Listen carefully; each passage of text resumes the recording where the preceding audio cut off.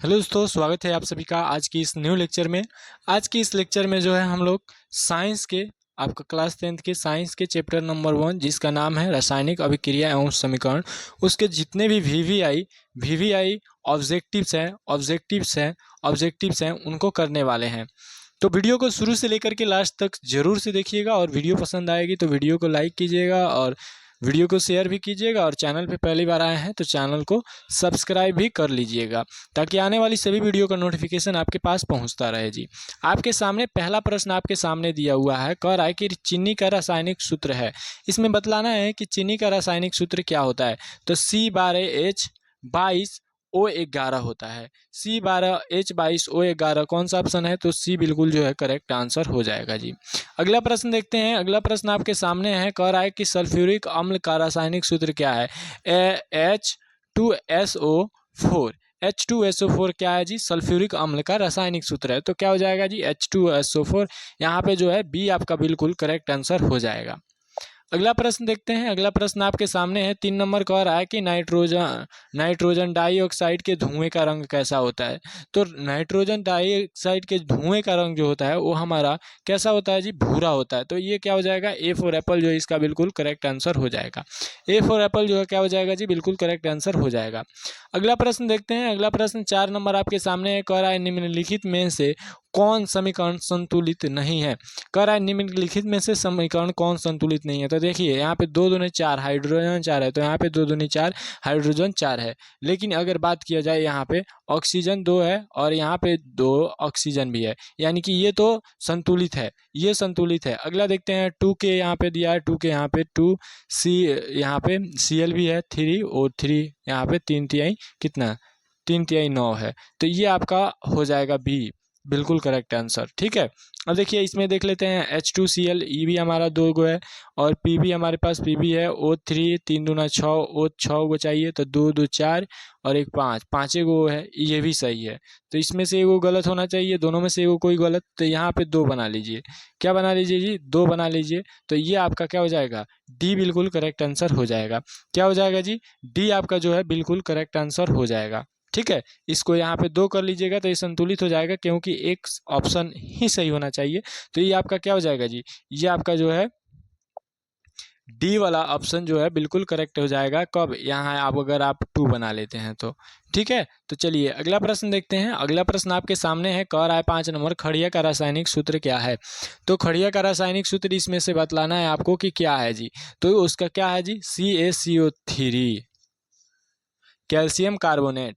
Calcium carbonate हमारा कहाँ है जी? सी जो है बिल्कुल करेक्ट आंसर हो जाएगा जी। चलिए अगला प्रश्न देखते हैं। अगला प्रश्न कहता है कि ग्लूकोज का रासायनिक सूत्र निम्नलिखित में से कौन है? तो C6H12O6 होता है। क्या चीज़ जी? ग्लूकोज का जो है रासायनिक सूत्र।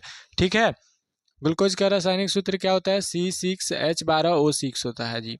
चलिए अगला प्रश्न देखते हैं। अगला प्रश्न यहाँ पे इसका तो क्या हो जाएगा जी? इसका जो ऑप्शन है और C6H12O6 का सी बिल्कुल करेक्ट आंसर हो जाएगा जी। अगला प्रश्न देखते हैं। अगला प्रश्न आपके सामने है, 7 नंबर कह रहा है कि काली चूना का रासायनिक सूत्र क्या है? तो काली चूना जो होती है कैल्शियम ऑक्साइड होती है, CaO। ठीक है, CaO कहाँ पे दिया है? तो यहाँ पे बी दिया है, बी बिल्कुल करेक्ट आंसर इसका क्या हो जाएगा जी? हो जाएगा। चलिए अगला प्रश्न देखते हैं। अगला प्रश्न 8 नंबर है, कह रहा है निम्नलिखित में से कौन समीकरण संतुलित है? निम्नलिखित में से फिर से बतलाना है कि कौन समीकरण संतुलित है। देखिए Mg और Mg एक एक हुआ है और इसमें पूछ रहा है कि संतुलित, उसमें असंतुलित पूछ रहा था। और यहाँ पे जो है ये असंतुलित है क्योंकि इसमें जो है ऑक्सीजन 2 गो है। अगला देखते हैं, जिंक एगो है, यहाँ पे जिंक एगो है H2SO4, तो H2 भी 2 गो है और S भी एगो है और S4 भी 4 O4 गो है। ठीक है, तो यानी कि ये जो समीकरण आपको दिख रहा है बी वाला ऑप्शन बिल्कुल करेक्ट आंसर हो जाएगा। आइए अगला भी देख लेते हैं। तो यहाँ पे एगो Fe है, यहाँ पे एगो है, लेकिन एक Cl3 3 गो है। ठीक है, तो असंतुलित में चला जाएगा। H2 यहाँ पे तो दिख रहा है कि सब ये 2 2 है, ये गुड़े है, तो यानी कि आपका बी जो है बिल्कुल करेक्ट आंसर हो जाएगा जी। अगला प्रश्न देखते हैं। अगला प्रश्न 9 नंबर है, कह रहा है कि प्रकृति में ऑक्सीजन का तुलना सॉरी संतुलन कैसे बन रहा है? यानी कि ऑक्सीजन जो है प्राकृतिक में कैसे उसका संतुलन जो है बना रहा है, यानी कि संतुलन में है वो। तो प्रकाश के क्या बोलते हैं जी, संश्लेषण के कारण क्या चीज जी, प्रकाश के संश्लेषण के कारण, जो आपका बी बिल्कुल करेक्ट आंसर हो जाएगा जी। अगला प्रश्न देखते हैं। अगला प्रश्न कह रहा है 10 नंबर समीकरण समीकरण CaCO3 को अगर ऊष्मा की उपस्थिति में तोड़ते हैं तो CO और CO2 बनता है, किस प्रकार की अभिक्रिया है? तो देखिए यहाँ पे एगो अगर देखा जाए तो एगो पदार्थ है और ये दो गो पदार्थ में विभक्त हो रहा है, तो यहाँ पे एक दूसरे का क्या हो जा रहा है, अलग हो रहे हैं, यानी कि वियोजन अभिक्रिया हो रही है। क्या हो रही है जी, वियोजन अभिक्रिया। और दोनों अगर यही अभिक्रिया इधर से होने लगे, यानी कि CO इधर हो प्लस CO2 इधर हो, और यह तब अभिक्रिया हो तो हमारा संयोजन हो जाएगा। ठीक है जी, ठीक है, चलिए जी। लेकिन यहाँ पे क्या है, वियोजन अभिक्रिया, यानी कि एक दूसरे को समझिए कि उस अभिक्रिया के बाद दो पदार्थ बन रहे हैं। चलिए जी, नीचे दी गई अभिक्रिया में कौन सा कथन सत्य है? अब देखिए सॉरी 2Cu और O2 जो है बना रहा है 2CuO, ठीक है, कॉपर ऑक्साइड बना रहा है। तो कह रहा है कि कॉपर का ऑक्सीकरण हो रहा है। क्या हो रहा है जी, कॉपर का ऑक्सीकरण हो रहा है, या कॉपर का अवकरण हो रहा है, या कॉपर का नाइट्रेशन हो रहा है। तो कॉपर जो है ऑक्सीजन से जुड़ रहा है, कॉपर का ऑक्सीकरण हो रहा है। यहाँ पे ए जो है बिल्कुल करेक्ट आंसर हो जाएगा जी। क्या हो जाएगा, ए बिल्कुल करेक्ट आंसर। चलिए अगला प्रश्न कह रहा है निम्नलिखित में कौन अकारक है? तो निम्नलिखित में कौन अकारक पूछ रहा है? तो H2S है। क्या है जी, अकारक H2S है। क्या हो जाएगा जी, यहाँ पे डी जो है बिल्कुल करेक्ट आंसर हो जाएगा। ठीक है, अगला प्रश्न देखते हैं। अगला प्रश्न आपके सामने है, यहाँ पे 13 नंबर कह रहा है CuO यानी कि कॉपर ऑक्साइड का जब अभिक्रिया कराते हैं हाइड्रोजन गैस से तो ये बनाता है कॉपर प्लस जल बनाता है H2O, किस प्रकार की अभिक्रिया है? तो देखिए इसमें क्या है कि हाइड्रोजन जुड़ रहा है, ऑक्सीजन हट रहा है, तो जिसमें जो क्या है जी, उपचयन और अपचयन दोनों हो रहा है, ऑक्सीकरण और, तो इसमें देखिए तो ये क्या हो जाएगा, जिसमें उपचयन और अपचयन दोनों होता है उसको हम लोग क्या कहते हैं, रेडॉक्स अभिक्रिया कहते हैं। तो डी जो है इसका क्या हो जाएगा जी, बिल्कुल करेक्ट आंसर हो जाएगा। अगला प्रश्न देखते हैं। अगला प्रश्न आपका सामने है, कह रहा है साग सब्जियों का विघटित होकर कंपोस्ट बनना किस प्रकार की अभिक्रिया है? तो उसमें क्या होता है जी, उष्मा और क्या होता है, उष्मा उसमें से बाहर निकल जाता है। क्या होता है जी, तो उष्मा छेपी अभिक्रिया उसमें होती है। कैसी होती है जी, उष्मा छेपी। तो यहाँ पे क्या हो जाएगा, बी जो है बिल्कुल करेक्ट आंसर हो जाएगा, क्योंकि इसमें से उष्मा निकल जाता है तो वो कंपोस्ट बन जाता है जी, सब्जी साग सब्जी जो भी है। चलिए जी, अगला प्रश्न आपके सामने है, कह रहा है कि उपचयन वह क्रिया है जिसमें, उपचयन वह क्रिया है जिसमें क्या होता है जी, ऑक्सीजन का योग होता है। बिल्कुल सही, बिल्कुल सही। और हाइड्रोजन का वियोग होता है। बिल्कुल सही, ये भी सही है। और इलेक्ट्रॉन का त्याग होता है। तो ये सभी होता है तो किसको कहते हैं, इसको उपचयन अभिक्रिया कहते हैं, या कहिए कि ऑक्सीकरण अभिक्रिया, उपचयन या ऑक्सीकरण अभिक्रिया, ध्यान रखिएगा। चलिए जी, अगला प्रश्न देखते हैं। अगला प्रश्न कह रहा है कि N2SO4 की अभिक्रिया जब कराते हैं BaCl2 के साथ तो ये बनाता है BaSO4 plus 2N sorry 2NaCl बनाता है। किस प्रकार की अभिक्रिया है? तो यहाँ पे देखिएगा N2SO4 N2SO4 इसको क्या किया है जी, बी इसको क्या किया है, विस्थापित कर दिया है, इसको हटा दिया है। तो यहाँ पे क्या हो रहा है, विस्थापन अभिक्रिया हो रहा है। क्या हो रहा है जी, विस्थापन अभिक्रिया हो रहा है। तो क्या हो जाएगा यहाँ पे, अच्छा यहाँ पे ये विस्थापन अभिक्रिया, अच्छा ये भी इसको हटा दे रहा है। ठीक है, तो ये भी इसको हटा दे रहा है तो विस्थापन नहीं होगा, यहाँ पे हो रहा है द्विविस्थापन। अब देखिए ये क्या किया जी, ये इसको हटा दिया और ये इसको हटा दिया, यानी कि एक दूसरे के जगह पर आकर के बैठ गए हैं, तो यहाँ पे द्विविस्थापन हो रहा है। ठीक है, आयनों का आदान प्रदान हो रहा है। चलिए जी, यहाँ पे कह रहा है कि 17 नंबर कह रहा है Zn+CuSO4 अभी अभिक्रिया करके Zn SO4 प्लस कॉपर, यह किस प्रकार की अभिक्रिया, यही पूछ रहा है ना। तो देखिए यहाँ पे क्या है, जिंक जो है कॉपर को क्या किया है, विस्थापित कर दिया है। यहाँ पे विस्थापन अभिक्रिया हो रहा है, द्विविस्थापन नहीं हो रहा है, क्योंकि ये कॉपर दूसरे स्थान पे नहीं जा रहा है, ये जा रहा है कि इसके तो जिंक के स्थान पे वो खुद चला जा रहा है, नहीं बाहर निकल जा रहा है खुद से। तो ये क्या हो जाएगा जी, विस्थापन अभिक्रिया, ये आपका जो है बी बिल्कुल करेक्ट आंसर हो जाएगा। अगला प्रश्न देखते हैं। अगला प्रश्न आपके सामने है, जब मैग्नीशियम फीता को जलाया जाता है तो उत्पन्न आग की लौ होती है तो कैसी होती है, चमकीला उजला होता है। ठीक है, तो सी इसका करेक्ट आंसर हो जाएगा क्या जी, चमकीला उजला। ठीक है, चलिए आगे बढ़ते हैं। अगला प्रश्न आपके सामने है, यहाँ पे कह रहा है एक जांच परख नली में लिए गए विलयन में एक लोहे के कील डुबाया गया। आधे घंटे बाद यह देखा गया कि विलयन का रंग परिवर्तित हो चुका है। उस जांच में प्रखनली में विलयन था, यानी कि क्या चीज का विलयन था, ये हमको बतलाना है कि किस चीज का विलयन था जिसकी वजह से वो कलर जो है बदल गया। तो उसमें था कॉपर जो है सल्फेट का विलयन। क्या था जी? कॉपर सल्फेट का विलयन था। तो क्या हुआ, उसे लोहा ने क्या किया दिया जी, लोहा को उसने विस्थापित कर दिया। तो क्या कर दिया, विस्थापित कर दिया किसने, लोहा को। तो कॉपर ने विस्थापित कर दिया। जैसे कॉपर सल्फाइड, जैसे कॉपर कॉपर वाले विलियन में हमने डाला आयरन को, सॉरी आयरन वाले विलियन में जैसे हमने कॉपर CuSO4 को डाला, तो उसने क्या किया जी, CuFe को विस्थापित, नहीं,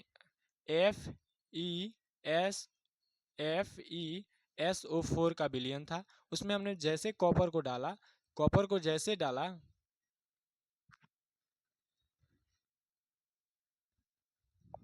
नहीं, अब देखिए यहाँ पे क्या था कि CuSO4 का विलयन था। जैसे हमने Fe डाला तो ये क्या कर दिया जी, विस्थापित कर दिया, जिसकी वजह से क्या हुआ, कलर चेंज हो गया।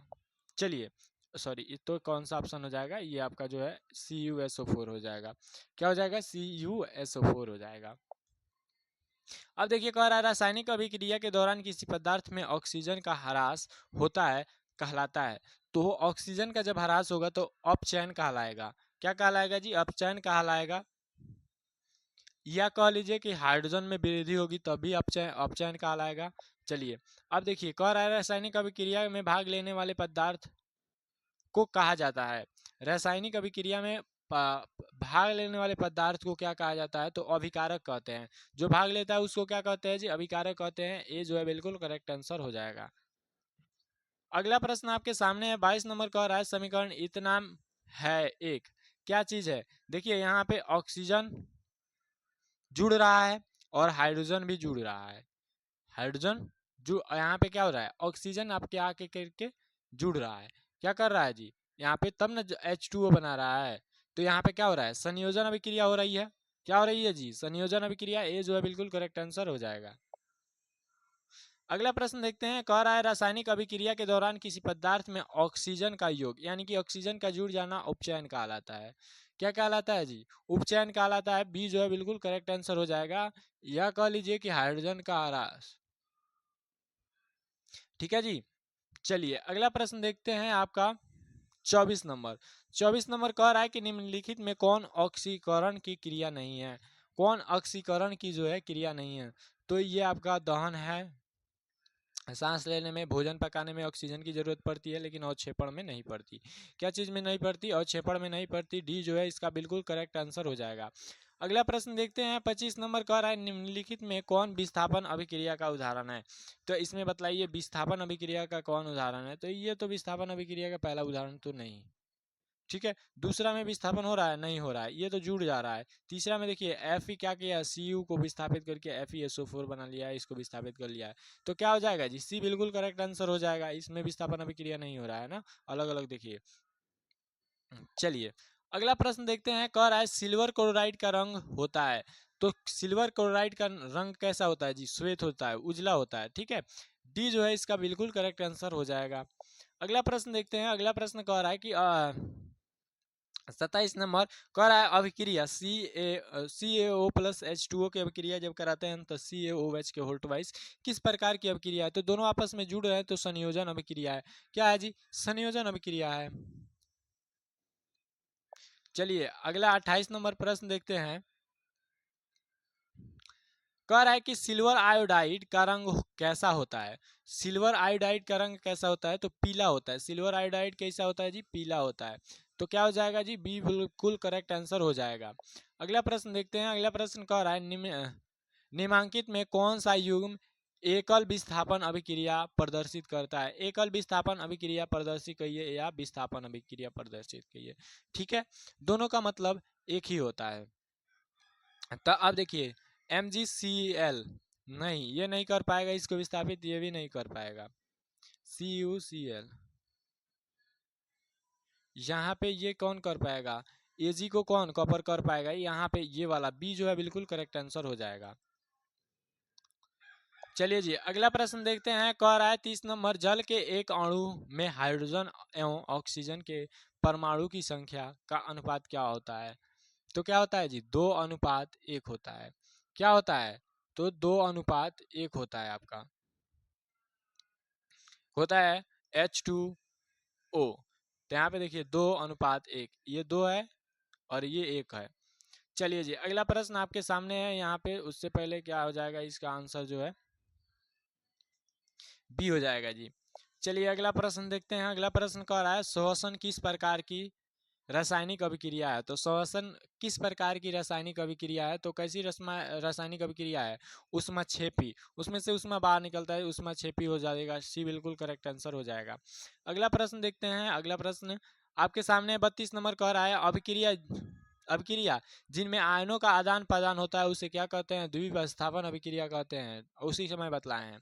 अगला प्रश्न देखते हैं। कह रहा है कि एथिल अल्कोहल का व्यापारिक उत्पादन किस रासायनिक क्रिया द्वारा किया जाता है। तो किसके द्वारा, किण्वन के द्वारा किया जाता है जी, किण्वन के द्वारा किया जाता है, सी जो है बिल्कुल करेक्ट आंसर हो जाएगा। अगला प्रश्न आपके सामने है, यहाँ पे कह रहा है निम्नलिखित में कौन सा पदार्थ बिना बिना ज्वाला के जलता है। बिना ज्वाला के जलने वाला कौन है जी, कोयला। क्या हो जाएगा जी, कोयला हो जाएगा। यहाँ पे डी जो है बिल्कुल करेक्ट आंसर हो जाएगा जी। चलिए तो यहाँ पे हमारा क्या हो गया जी, यहाँ पे सभी प्रश्न समाप्त हो गए। यानी कि अभी तक हमने 34 प्रश्न किया है, 34 प्रश्न किया है। तो आप बतलाइएगा कि आपने इस प्रश्न में कितना आंसर सही दिया, कितना आंसर सही दिया। और टेस्ट देने के लिए जो है आपको लिंक डिस्क्रिप्शन बॉक्स में मिल जाएगा। सेम यही क्वेश्चन का आप टेस्ट जा करके देखिए कि आप जो है इस वीडियो के देखने के बाद कितना % याद कर पाए। और वो टेस्ट आपको बिल्कुल फ्री मिलेगा, डिस्क्रिप्शन बॉक्स में उसका लिंक मिलेगा, जा करके जरूर से एक बार चेकआउट कीजिए। चलिए जी अगर वीडियो अच्छी लगी तो वीडियो को क्या करना है जी, लाइक कर देना है फटाफट से, और वीडियो को अपने दोस्तों के पास शेयर भी कर देना है। और चैनल पे पहली बार आए हैं तो चैनल को सब्सक्राइब करके कमेंट करना है कि ये वीडियो आपको कैसा लगा। अगली वीडियो में फिर मिलते हैं, तब तक के लिए मुस्कुराते रहिए और जो है अपनी पढ़ाई को बेहतर बनाते रहिए।